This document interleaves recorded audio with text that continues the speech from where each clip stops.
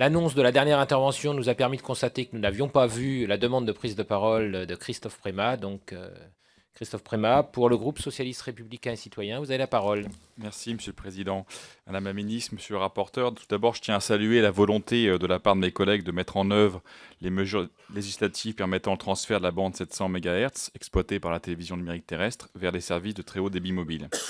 Cette proposition de loi, dans ses objectifs et sa mise en œuvre, répond au principe de continuité, d'adaptabilité et d'égalité du service public.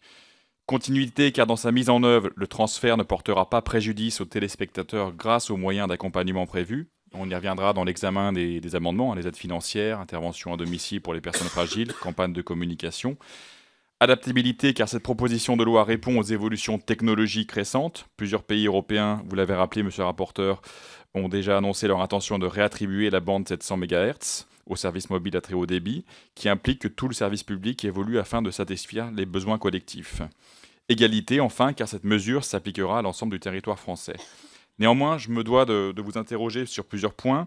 Le premier concerne la question du sous-titrage dans la migration du MP2 vers le MP4, dans la mesure où les plateformes de codage sont concernées avec le sous-titrage DVB, Vertical Blanking Interval. Est-ce qu'on pourra justement avancer sur cette question du sous-titrage afin de permettre à nos concitoyens d'avoir un accès à des programmes sur la télévision numérique avec des sous-titrages originaux. Dans cette même optique, l'article 4 dispose qu'il y a, je cite, possibilité pour le CSA de lancer des appels à candidature pour des standards de diffusion innovants en télévision. Le CSA pourra-t-il exiger des candidats qu'il propose de façon systématique une version originale sous-titrée pour les programmes provenant des pays étrangers?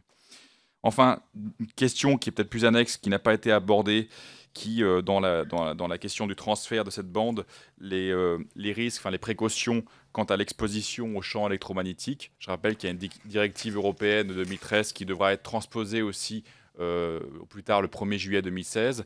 Qu'en est-il de cette exposition à ces champs avec cette migration-là? Je vous remercie. Merci Christophe Prémat. De nombreuses interventions, de nombreuses questions.